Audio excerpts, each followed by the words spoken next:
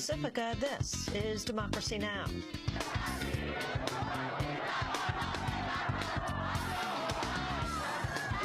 Crackdown in Iran.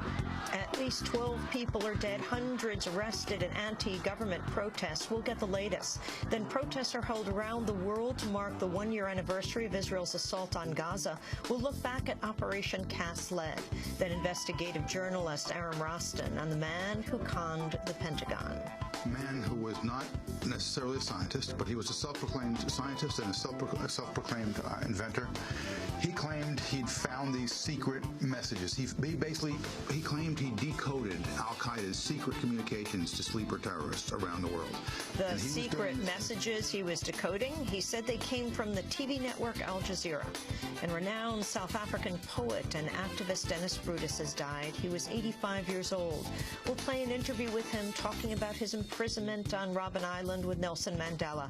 And we'll talk to his close friend and colleague Patrick Bond. All that and more coming up. Welcome to Democracy Now!, democracynow.org, The War and Peace Report. I'm Amy Goodman. Iranian security forces have arrested several prominent critics of the government one day after Iranian forces killed as many as 12 people taking part in anti-government protests. The dead included the nephew of defeated presidential candidate Mir Hossein Mousavi. The protest took place on Ashura, one of the holiest days of the Shiite Muslim calendar. Amateur videos uploaded on the internet show bloody scenes of police and Basij militias brutally attacking crowds of protesters. Earlier today, police detained former Foreign Minister Ibrahim Yazdi and human rights campaigner Ahmadinejad Baghi. We'll have more on Iran after headlines. President Obama's ordered a review of the nation's aviation security system after a 23-year-old Nigerian man allegedly tried to blow up a Detroit-based airliner on Christmas Day.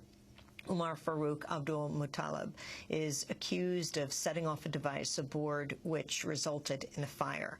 Questions have been raised over whether Abdul Muttalib should have been allowed to fly into the United States from Amsterdam. Last month, his father, a prominent Nigerian banker, warned the U.S. Embassy in Nigeria about his son's increasingly radical views. After the warning, Abdul Muttalib was added to a terrorist database, but his name was not put on the no-fly list, and his visa to enter the United States was not revoked. Unnamed officials have claimed that Abdul Muttalib told investigators that al-Qaeda operatives in Yemen supplied him with an explosive device and trained him on how to detonate it. But Homeland Security Director Janet Napolitano said Sunday the government was unsure if Abdul Muttalib had ties to al-Qaeda. We don't know. There's allegations that have been made public in the criminal complaint, but the FBI now has that matter. It's under investigation, and we shall see. What we are looking at is literally how he got on the plane to make sure that the screening procedures were followed, and if they were followed, whether they need to be changed. Appearing on Fox News Sunday, Independent Senator Joseph Lieberman suggested the United States should preemptively attack Yemen in light of the failed airline bombing. I was in Yemen in August, and we have a growing presence there, and we have to, of special operations, Green Berets, intelligence. We're working well with the government of President Saleh there. I'll leave you with this thought that somebody in our government said to me in Sana'a, the capital of Yemen. Iraq was yesterday's war. Afghanistan is today's war.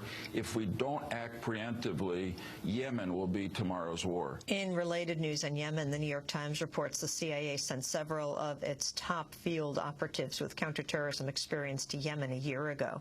At the same time, some of the most secretive special operations commandos have begun training Yemeni security forces in counterterrorism tactics.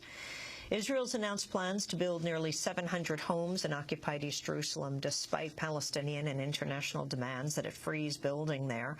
Last month, Israel announced a 10-month suspension of new settlements in the occupied West Bank, but Israel maintained the right to continue building in occupied East Jerusalem.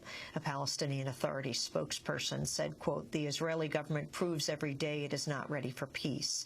Meanwhile, on Saturday, Israeli forces killed 6 Palestinians in the West Bank and Gaza, making it one of the deadliest days in the Israeli-Palestinian conflict since the Gaza war a year ago.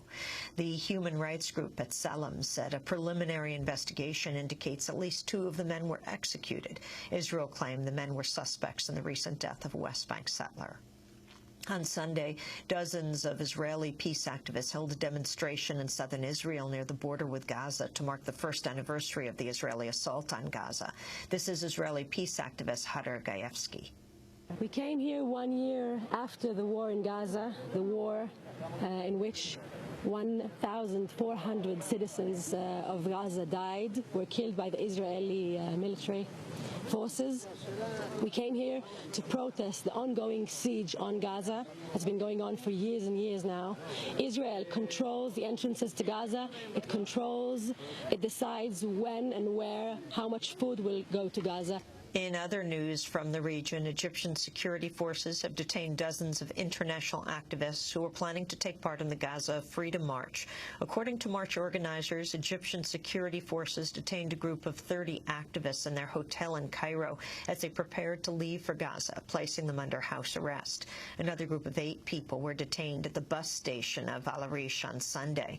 Egypt has so far refused to grant permission for any of the marchers to cross the Egyptian border into Gaza in order to end Israel's blockade of Gaza.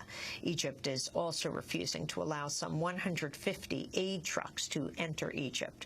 The group Viva Palestina said the trucks are filled with humanitarian aid for the people of Gaza. A Chinese court has sentenced a leading Chinese dissident to 11 years in prison. Liu Xiaobo was convicted of inciting version of state power. The human rights activist and academic was arrested after he co-authored a petition called Charter 08 that called for freedom of assembly, expression, and religion in China. Human Rights Watch condemned Liu's conviction, calling it a travesty of justice. Liu previously spent 21 months in prison for taking part in the Tiananmen Square protests of 1989. Meanwhile, a top Chinese police official has ordered preemptive strikes against perceived threats to social order.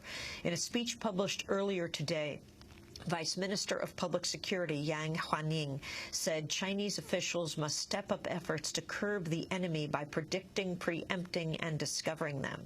He also urged Chinese police forces to, quote, strike at hostile forces at home and abroad. The website Politico is reporting conservative Senate Democrats are urging the White House to give up efforts to pass a bill next year to curb global warming by capping greenhouse gas emissions and setting up a system to trade carbon. Conservative Democrats are pushing to table climate legislation in favor of a jobs bill that would be an easier sell during the 2010 elections. Indiana Democratic Senator Evan Bayh said, quote, "We need to deal with the phenomena of global warming, but I think it's very difficult in the kind of economic circumstances we have right now," he said. North Dakota Democratic Senator Kent Conrad added, quote, "Climate change in an election year has very poor prospects." For the second time in a week, a prominent anti-mining activist has been assassinated in El Salvador. On Saturday, 32-year-old Dora Alicia Resino Sorto was shot dead near her home. One of her children was also injured in the shooting. Sorto was an active member of the Cabañas Environment Committee, which has campaigned against the reopening of a gold mine owned by the Vancouver-based Pacific Rim Mining Company. Last week, Ramiro Rivera Gomez, the vice president of the Cabañas Environment Committee, was also shot dead. Another anti-mining activist, Marcelo Rivera, was murdered earlier this year in El Salvador. And we end today's headlines with 3 obituaries. In Mexico, the human rights activist Esther Chavez has died at the age of 73. She helped thousands of female victims of violence in the border city of Ciudad Juarez. The playwright Eve Ensler said of Chavez,